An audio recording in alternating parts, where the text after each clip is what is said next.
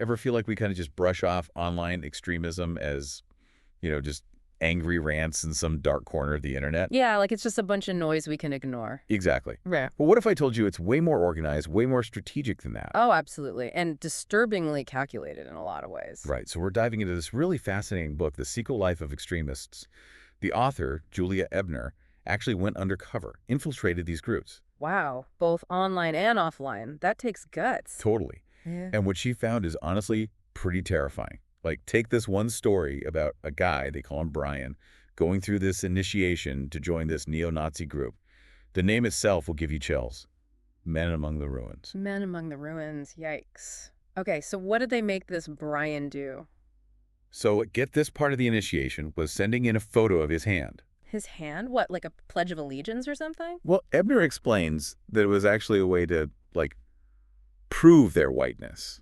It's disturbing how even within these extremist groups, there's still this hierarchy, this gatekeeping of who's worthy. It really is. And it's not just the rituals. They have this whole coded language they use, throwing around phrases like Deus Vult. I had to look Or at that. Latin, right. Something about God. Yeah, basically means God wills it.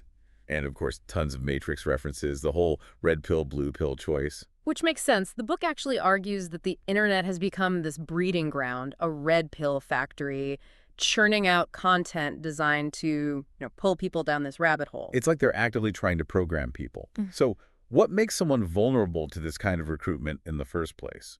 That's the million-dollar question, right?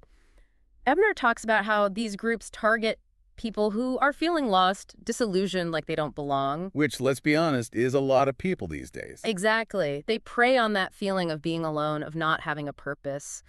And they offer this, albeit incredibly dangerous and warped, solution. A sense of belonging, even if it's built on hate. Sadly, yeah. But it's not always about outward hate, is it? Like, Ebner also gets into groups like the tradwives and incels. They seem more focused inward, right? True.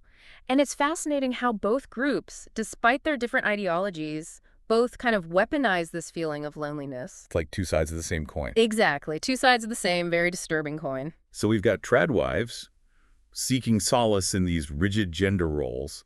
And then you've got incels who basically blame women for their own, perceived shortcomings. It's all very messed up. And the internet, with its echo chambers, just amplifies these harmful beliefs. Echo chambers. You mean how people just surround themselves with others who share the same views? Exactly. And within these echo chambers, dissenting opinions.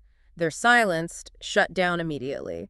So this extreme viewpoint becomes the norm. It's like their own little world where these dangerous ideas are constantly being reinforced. Which can have terrifying real-world consequences. Think about those disturbing incel rebellion manifestos and the violence they've inspired. Yeah, it's chilling how these online fantasies can spill over. And become terrifying realities. It's like they're almost being brainwashed in a way. Right. It's subtle, but incredibly effective. And it's not just about controlling their own little groups, Ebner also gets into this whole information war thing that's happening online. Oh, right. How extremist groups are using disinformation and propaganda. Exactly. They've become masters at manipulating information, leveraging it to sow chaos and influence public opinion. Didn't Ebner actually experience this firsthand when she was investigating Tommy Robinson and that English Defense League? She did. It's actually a pretty intense story. What happened? Well, after her investigation, she started receiving all these threats, some of them pretty disturbing. Like what? One of them even involved this whole octopus imagery thing. It's pretty creepy. Octopus imagery? That's so strange. Right. But the point is, these weren't just empty threats, Yeah. It was a deliberate tactic. A way to intimidate her. Exactly. Ebner talks about this thing called controlled provocation. Controlled provocation. Yeah. It's where these groups basically stage events or release statements designed to provoke a reaction, and then they amplify that reaction through their networks to further their own agenda. So they're creating the drama and then using that drama to manipulate the narrative. Exactly. It's like they're playing chess with the media and public discourse. It's actually kind of genius in a really twisted way. And how does disinformation play into all of this? It seems connected. Oh, absolutely. Disinformation thrives in this kind of environment where it's hard to tell what's true and what's not. You know that expression? It's like trying to find a needle in a haystack. Yeah. Ebner compares it to navigating a jungle of mirrors. Ooh, I like that. A jungle of mirrors. Mm-hmm. Because it really does feel like you're constantly second-guessing yourself. Right. And it's not just limited to those obscure corners of the internet anymore. It's everywhere, right? Unfortunately, yeah. The book talks about the rise of platforms like Gab, which has become a haven for far-right extremists. I've heard of that. But what's even more worrying is how these groups are infiltrating mainstream social media. Hmm.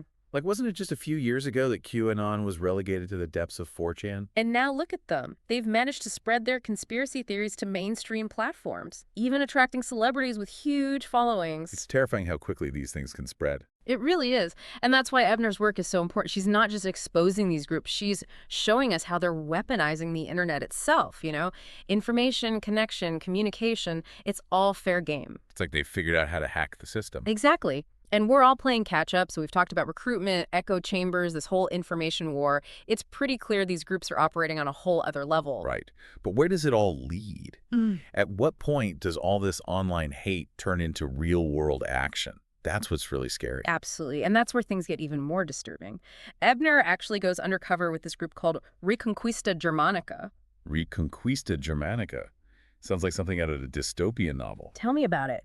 And their whole ideology is this bizarre mix of gaming culture and neo-Nazism. Wait, what?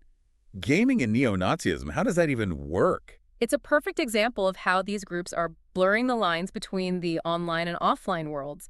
They use the camaraderie and the competition of gaming to draw people in and then slowly expose them to their extremist ideology. It's insidious. Totally. And in the book, Ebner describes how this group was planning this summer offensive where they were going to plaster propaganda all over Germany. It's like they're playing a game, but the stakes are terrifyingly real. Exactly. And that's a crucial point. What might start as an online game or a meme can quickly escalate into real-world violence. We can't afford to be naive about that anymore. And it's not just like these super secretive groups with their offline plans, right? We've seen how this stuff online, these ideologies, can fuel these horrific acts of violence. Like the Christchurch mosque attack, that's seared into my memory. Absolutely. And the fact that the perpetrator, he live streamed the entire thing, turned it into this awful spectacle for everyone online to see. It's like this horrible collision of the online and offline worlds. Exactly. And it just underscores this point that this isn't just talk online. It has these very real and devastating consequences in the real world. It's a lot to process. So where do we even go from here? I mean, these digital extremist movements, they're adaptable, they're sophisticated. The future feels, I don't know, complicated. Yeah, no, you're right to be concerned. Ebner doesn't try to sugarcoat it, the challenges we're facing. She talks about the rise of hybrid threats, which is basically where you get online radicalization actually fueling and inspiring real-world violence. That's a huge concern moving forward. Okay, yeah, that's scary stuff.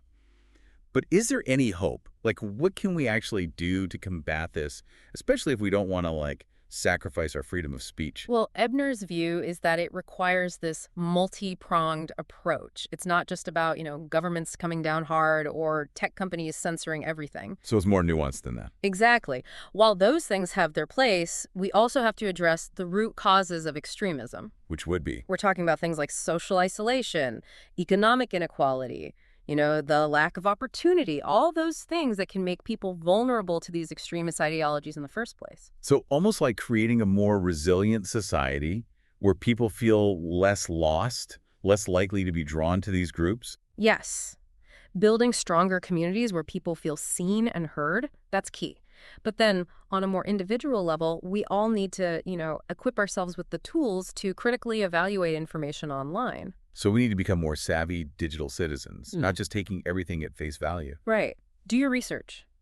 Try to find different perspectives on the same issue. Be really wary of anything that feels like it's designed to manipulate your emotions. Because that's often how they get you. Exactly. Yeah. Oh, and don't underestimate the power of using your voice. If you see something hateful, report it. Challenge those harmful narratives and just, amplify voices of reason and compassion whenever you can. Because ultimately, we all have a role to play in this, right? It's not just on the algorithms or the tech companies to fix this. It's about all of us, the choices we make and the values we choose to uphold online. Well said. And, Ebner leaves us with this really thought-provoking question. What kind of digital world do we want? one fueled by fear and division, or one grounded in connection, empathy, and, just good old-fashioned critical thinking. I know what I'd choose. Me too. And the good news is the answer, it really is in our hands. It's our actions, both online and offline, that will determine the kind of digital future we end up with. That's a really powerful message. And if you're interested in learning more about this, and I really think you should be, definitely check out The Secret Life of Extremists. It's eye-opening, it's thought-provoking, and it's incredibly relevant to, well, everyone who uses the internet. Thanks for joining us on this deep dive. We'll see you next time.